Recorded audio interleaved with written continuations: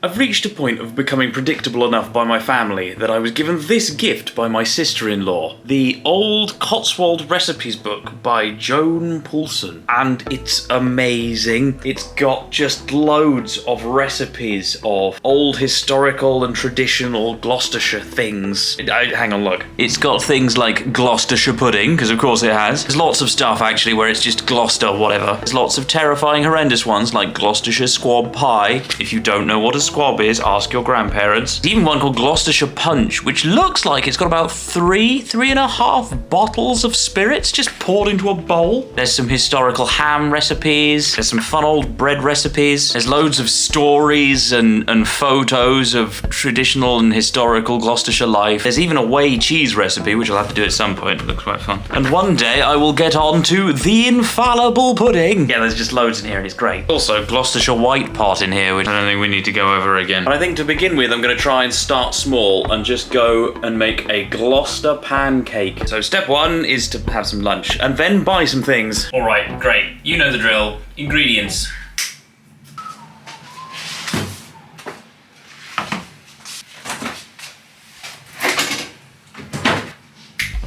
Considering how agonizingly simple pancakes are, I'm at least hopeful that I can do this without making a complete pig's ear of the whole thing. But I've been wrong before. 3 ounces of suet. Well, my scales got bored and switched off, so I think that's about the right amount of suet. So as you would expect from a quaint little historical recipe book of a specific region, it's got loads and loads of stories and whatnot about the region and the history and the quaintnesses and kindnesses and all that. So I thought what I would do is read out some of these stories and things while I'm going through the recipes, whichever recipes I get from this book. But this leaves me with a bit of a dilemma. Okay, right, got suet. You'd have thought I would have actually figured out by now where to place you so that you can actually see anything. 1 minute. Does that help? No. Never mind. So, suet. Success.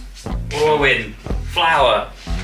So, it just there. While of course I am terribly proud of my Gloucestershire and Cotswoldian heritage and all of the different recipes, folklore, traditions and whatnot, I also have the opinion that the worst thing about the Cotswolds at the moment is the sheer number of tourists and of course the Londoners that keep buying up properties way over market value, pushing the price up so that locals can't really afford to live there anymore. So while I'm very keen to read about all of the wonderful things that my new best friend Joan has written about in the 1970s, I also don't want you to come away from this more likely to go to the Cotswolds. I'd much rather you go to somewhere like Dorset, Cornwall, Lincolnshire Wolds. There's loads of places. There's some great places in the UK, and most of them are cheaper than the Cotswolds. You know, I'm doing this for your benefit. So it just says flour, right? It doesn't say what sort of flour. So what I like to do in these situations when I'm doing traditional recipes is arbitrarily go for whatever looks the most fancy out of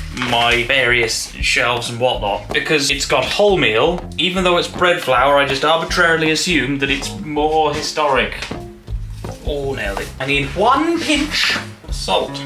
Bugger. That's more than a pinch, isn't it? Hey, where's the thing? The thing to start. Prawn.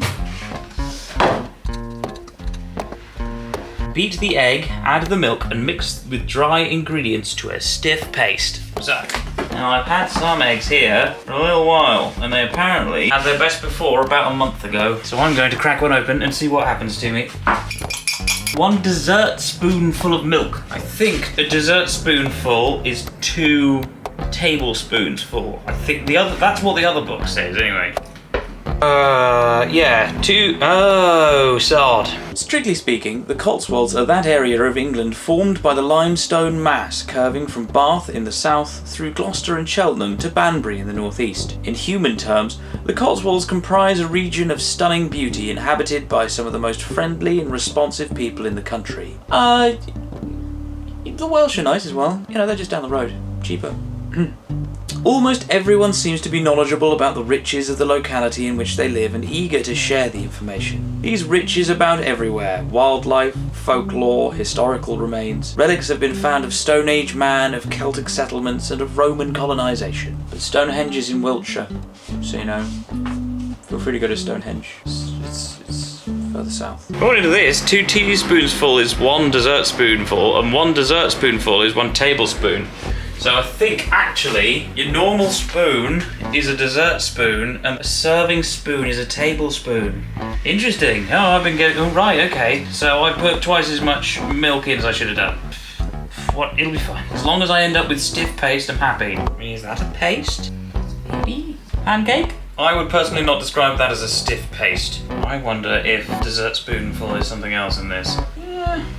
And then it says to add the baking powder. How am I supposed to add baking powder to this? The Cotswolds had a leading position in Europe during the Middle Ages because of the importance of the wool trade. Huge fortunes were made, and the great wool staplers and merchants showed their appreciation for their prosperity by having churches and monasteries, market halls and fine mansions built. Local limestone provided the building material, and this gives added beauty to the towns and villages.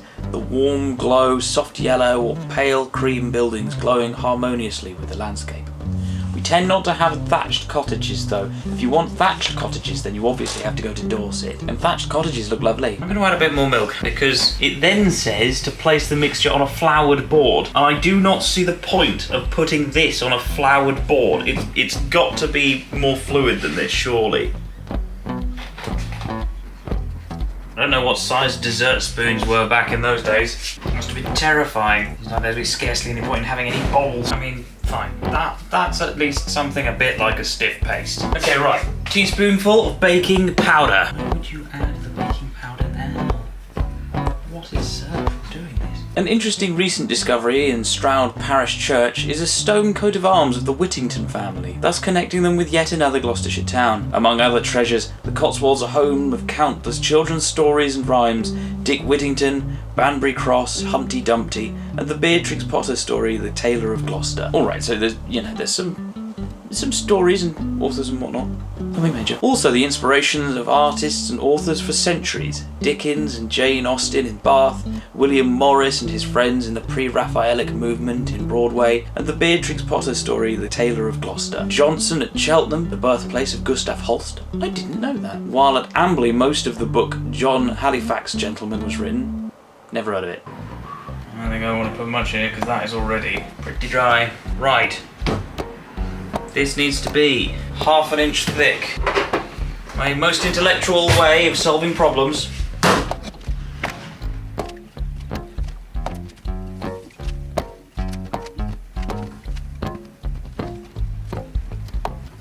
Right.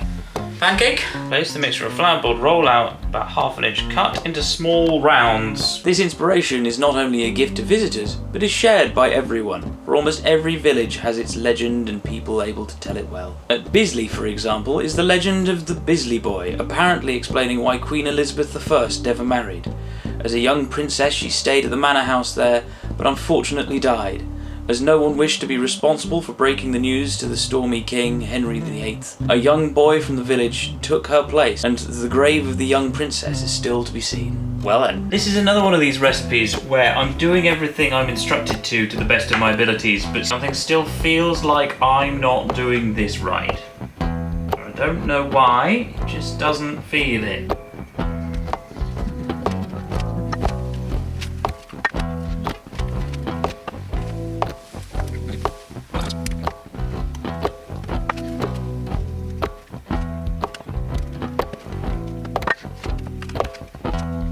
Right, I now have lots of pucks. Make sure they haven't stuck together, and they haven't. Cool, right. Absorbing and detailed descriptions of life at the turn of the century have been given to me by villagers who described life in a cottage when people helped one another and were much happier. It was like one big family. Nothing was wasted, and the pig in particular was most useful, with every part eaten except the squeak. Blood puddings, brawn, faggots and lard so delicious that the children liked it better than butter. When it was to be used on bread, the lard was lightly salted and seasoned with rosemary and black pepper. That's less true now, mostly because of Londoners. Now the recipe says that I need to fry in hot lard until thoroughly cooked and a good brown colour. Sadly, it turned out when I got home from shopping that my lard is well beyond its best before, and I didn't want to risk it. So I'm going to take the healthy option and go with some salted butter instead. Presumably it is healthy in comparison to lard anyway. Has future Mark told you about my single that's come out? Oh, that's a good point. Yes. I have a single out. If you watch any of my content, you should already be aware of this, but if you don't watch any of the rest of my content, go and check out my new single.